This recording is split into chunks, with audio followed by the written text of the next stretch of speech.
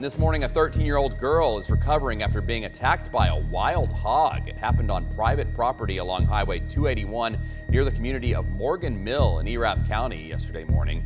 Deputies say the girl was taking her dogs out when the attack happened. One of the dogs chased the hog away and the other stayed with the girl. Investigators say the girl suffered cuts on her leg, which required 44 stitches. Just my house alone has caused at least $3,000 worth of damage to our landscaping. 2 in the morning, South Texas. A rancher stares at a tablet glowing in his truck. On the screen, 11 feral hogs rendered in ghost white heat signatures, rooting through a cornfield that took him 6 months to grow. Above them, invisible in the dark, a drone hovers at 300 feet. It doesn't fire a single shot. It doesn't need to. What it does next is why this footage is spreading through Texas hunting forums right now, and why wildlife officials spent 2 years deciding whether to allow it at all. Here's the problem. Nobody outside Texas fully understands. Feral hogs aren't just a pest here. They're a slow-motion catastrophe.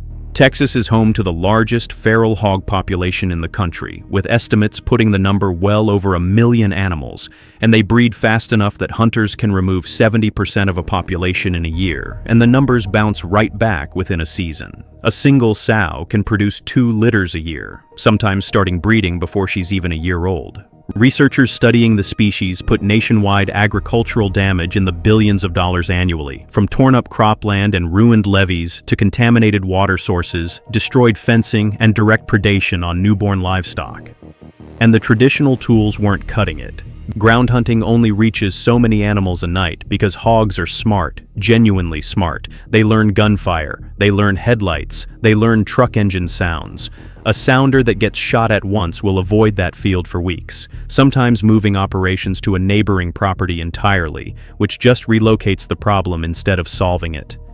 Texas had already tried the extreme options. In 2017, lawmakers legalized hunting hogs from hot air balloons because helicopters, the previous go-to solution, cost several $100s an hour to fly and often scared the animals into tree cover before a shot could even be lined up. That's how bad the math had gotten.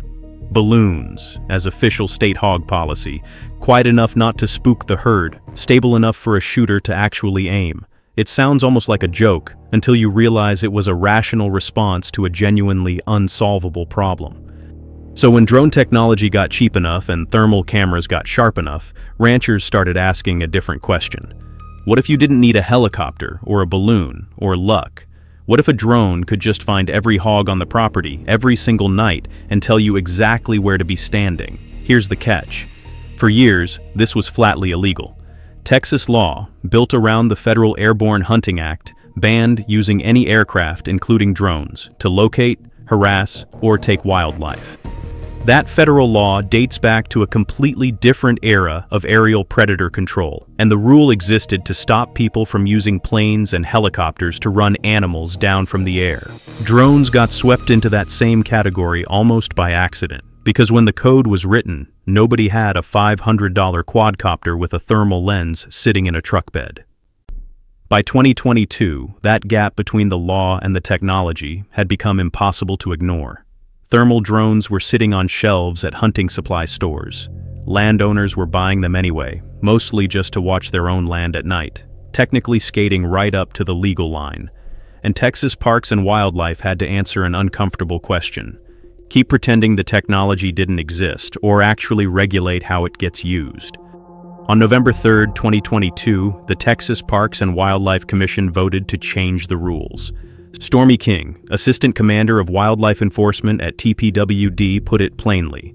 Thermal cameras and drones had become widely available to the public, and they could be genuinely effective for controlling feral hogs, especially at night, when hogs do almost all of their damage. The amendment allowed holders of an aerial wildlife management permit to fly drones after dark specifically to locate feral hogs, so hunters positioned on the ground could move in and take the shot themselves. But, and this is the part that gets lost in every dramatic headline about it, the drone still can't pull the trigger. Actually killing an animal from the aircraft itself remains illegal in Texas, full stop. The drone's entire legal function is detection and location. A human, standing on the ground, still has to make the decision and take the shot. Every version of this technology has to be built around that constraint. That distinction is exactly why the AI-targeted part of this story matters so much. This wasn't a popular idea across the board either. TPWD logged 65 public comments before the vote. Only 51% supported it, 37% were opposed. Hunters worried this gave an unfair advantage over an animal that was already hard enough to manage fairly. Fair chase advocates worried about the ethics of an animal never even knowing it was being hunted until the shot was already fired. And landowners who'd already spent $7,000 or more on a thermal-equipped drone were about to find out the technology itself wasn't nearly as reliable as the sales pitch promised. Because here's the struggle nobody talks about in the highlight reels. Early thermal drone footage is genuinely hard to read. From 300 feet in dense brush, a feral hog's heat signature can look almost identical to a white-tailed deer, a calf, or even a coyote curled up in the grass. Operators were misidentifying animals constantly. Shoot the wrong shape in the dark, and you've either wasted the flight, spooked an entire sounder for nothing, or worse, taken protected game illegally and opened yourself up to a citation. Detection studies on hog tracking drone systems have shown wildly inconsistent success rates depending on terrain. Some tests found detection accuracy above 90% in open, grassy land, where thermal contrast is clean and animals stand out sharply against cooler ground. But that same accuracy dropped to as low as 40% once the hogs moved into thick forest or dense brush cover, where overlapping canopy heat and shadow completely muddy a thermal signature. The tool worked great on a spreadsheet and struggled badly the moment hogs did what hogs actually do, which is hide. On top of that, cost kept this out of reach for a lot of smaller operations. A capable thermal drone setup starts around $7,000 before you factor in spotlight attachments, extra batteries, and the FAA Part 107 licensing required to fly commercially. For a lot of family ranches already losing money to hog damage, that was a hard number to swallow on a technology that, in its early form, still misread a deer for a hog roughly 4 times out of 10 in the wrong terrain. If a story like this, real technology colliding with real law out here in the middle of nowhere Texas, is the kind of thing you want more of, hit subscribe and turn on notifications. This channel tracks these stories as they actually unfold, not after they've been simplified into a headline. But here's where it gets interesting. Instead of relying on a human squinting at a grainy thermal feed at 2 a.m., developers started training computer vision models specifically on feral hog movement and heat patterns, how hogs cluster tightly in sounders compared to solitary deer, how they move low and fast through brush with a distinctive rolling gait, how their body heat distributes differently around the shoulders and snout compared to a longer-legged animal standing upright. Feed a model enough labeled thermal footage of confirmed hogs versus confirmed deer, cattle, and dogs, and it starts flagging targets automatically, in real time, with a confidence score displayed right on the operator's screen. This is the part current ranch operations are actually using today. Companies offering thermal drone services in Texas now fly systems built around platforms like the DJI Matrice 30T and the Mavic 3 Thermal, some paired with spotlight attachments that let the operator physically illuminate a confirmed hog from the air, not to shoot it, but to mark it, so the ground team knows exactly where to move without wasting a single minute of darkness. The AI doesn't make the kill decision. It just does the one thing humans are consistently bad at in the dark, telling shapes apart, fast, with confidence, across hundreds of acres of brush. Researchers working on this exact problem elsewhere have pushed the concept even further, building decentralized drone systems using what's called Edge AI, processing detection directly on the drone itself, rather than sending footage back to a base station. In trials of these systems, detection rates reached around 90% in open savanna-type terrain and dropped sharply once animals moved into forest cover, echoing the exact same struggle Texas operators were already living with in dense South Texas brush country. It's the same fight, playing out in labs and on ranches at the same time. And what nobody quite expected was how much this changed the actual economics of hog control.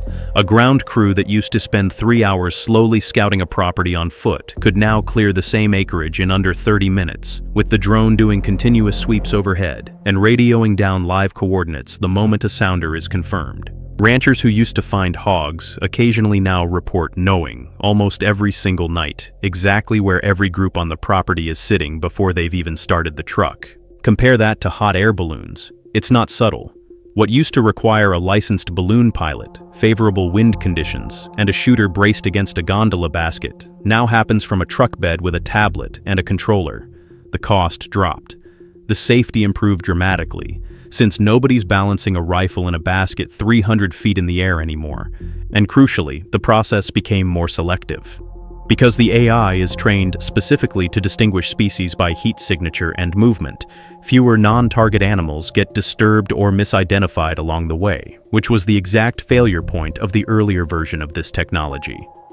Texas A&M AgriLife Extension, which runs the state's primary feral hog research and outreach program, has spent years documenting just how resistant this species is to every method tried before it: trapping, aerial gunning, toxicants, exclusion fencing. Nothing alone has ever fully worked. What's changing now isn't that hogs are suddenly easier to kill. It's that they're finally easier to find, consistently, at the exact hours they're most active and doing the most damage to the exact fields ranchers depend on. The bigger picture here isn't really about one leaked clip from one ranch. It's about a pattern showing up across Texas agriculture, technology built for entirely different purposes, like object detection models and thermal sensors originally developed for search and rescue, getting repurposed to fight a problem that's been quietly bleeding the state's farmers dry for decades. Feral hogs aren't going away. Texas will likely never fully eliminate them, but for the first time, landowners have a tool that can actually keep pace with how fast this animal moves, breeds, and adapts to every method used against it. So here's the question worth sitting with. This technology only exists because Texas drew a very specific, deliberate line. Machines can find, but only humans can decide to take the shot. As AI gets better and better at recognizing exactly what it's looking at, in the dark, from hundreds of feet up, how long do you actually think that line holds? And is it a line worth defending, or one we're just delaying? Let me know what you think in the comments. I read everyone.